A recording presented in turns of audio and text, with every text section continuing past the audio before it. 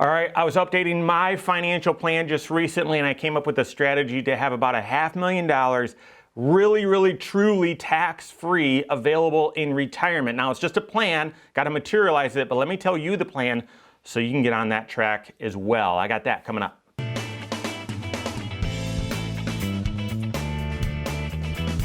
My name is Mike Bernard. I am the host of the Wise Money Show. I'm also one of the certified financial planners and owners right here at Korhorn Financial Group. Make sure you hit that subscribe button, turn on notifications, and smash that thumbs up button. Okay, so right now, I don't know when you're absorbing this content, but right now it is the fall and I'm doing some end of year tax planning for my wife and I and our family. And normally about this time is when I start looking at, hey, how am I going to fund my HSA, my health savings account? And we have a high deductible health plan, a qualified high deductible health plan. And by the way, just in case any of this video talks about building an account and all that sort of stuff, just let me tell you, we have hit our deductible 4 years in a row. That nice, wonderful high deductible, we've hit it 4 years in a row, but it actually looks like we're not going to hit it this year. That's a long story, but it's still possible. I just don't think so. So I'm planning, how are we going to fund, what's the mechanism to fund our HSA and maximize that funding between now and the end of the year? And of course, I use what's called our delayed spending account. I build up a delayed spending account and reference a different video for more info on that. But here's the deal. I started doing some math regarding a strategy we recommend to a lot of our clients.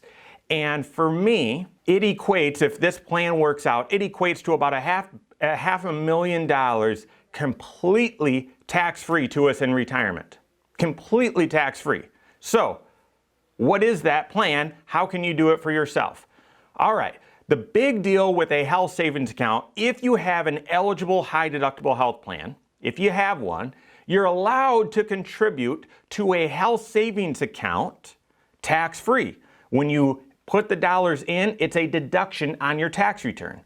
And then when you use the dollars, when you pull them out of the account, they come out tax-free as long as they're for qualifying medical expenses. So deductibles, prescriptions, that sort of stuff, right?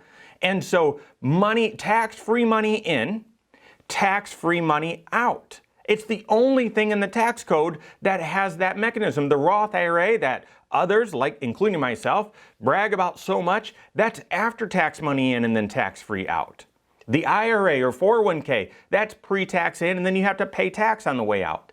The HSA is unlike anything else in that it is pre-tax in and no tax on the way out. So here's the deal. I told you from the time we had Easton's 2.5, about to turn 3. We hit our deductible in the year that we got pregnant with him. Then the year we had him, we hit our deductible. And then I've had just a slew of health issues myself, and we've hit our deductible. So we've hit our deductible several years in a row. And as of right now, I don't think we're going to.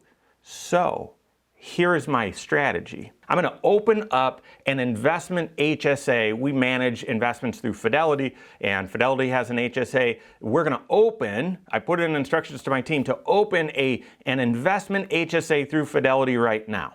We're going to put the maximum contribution in there. For this year, that's $7,100. I'm going to put $7,100 in there, and I'm going to invest it in our dynamic strategy. Then, for prescriptions, because I'm on some meds and Cindy's on some, and for all the other aches and pains, the plan would be that we can manage those expenses out of pocket, not use our HSA, so we just let the HSA dollars invest and grow tax deferred. Saving all our receipts for the medical expenses we incur out of pocket, we can save all of our receipts and withdraw those out of the HSA at some point in the future. But I don't want to do that yet. I want that HSA to grow tax deferred. So, turning 40, for the next 25 years, if Cindy and I put $7,000 instead of $7,100, or as they increase that maximum, if I just make it easy, if we put $7,000, that's a big sacrifice to save up that money. Put $7,000 in the HSA every single year for the next 25 years, from age 40 to 65, at an 8% average return.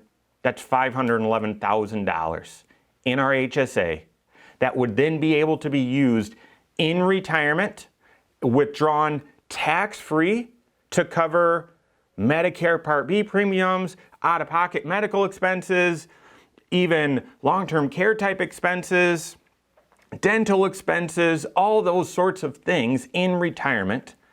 But I can also use it to reimburse myself for expenses that I incurred and paid for out of pocket all along the way. If I'm just using my own resources, not withdrawing from my HSA every time I have a medical expense from here until retirement, then I can save all those receipts. We call it shoeboxing. I can build up that tally, and let's say over the next 25 years, Cindy and I spend $100,000 out of pocket on medical expenses. That would be a staggering amount, but maybe we will. In retirement, at 65 or whenever, I could pull that $100,000 out of that $500,000 HSA completely tax-free. Completely tax-free. Would you like a $500,000 true tax-free account in retirement? If so, it's going to require discipline, a lot of sacrifice, but you can get there too. 8% average a year, a $7,000 contribution into the HSA, and letting that thing grow and stay invested for the next 25 years.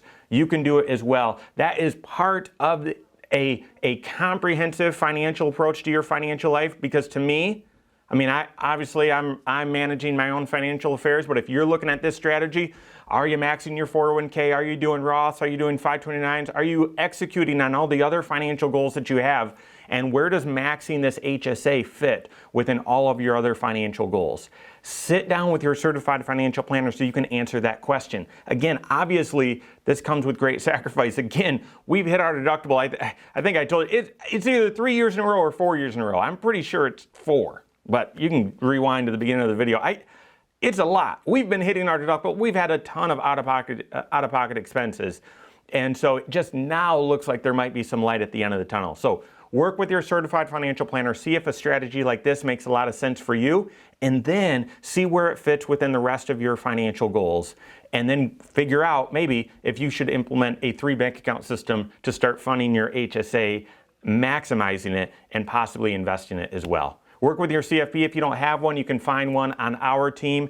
Find us online, korhorn.com. That's Korhorn with a K. Also, wisemoneyshow.com as well. You'll find us there, or send us an email, info@korhorn.com. All right, there you have it. Go out and take your next wise step in your financial life.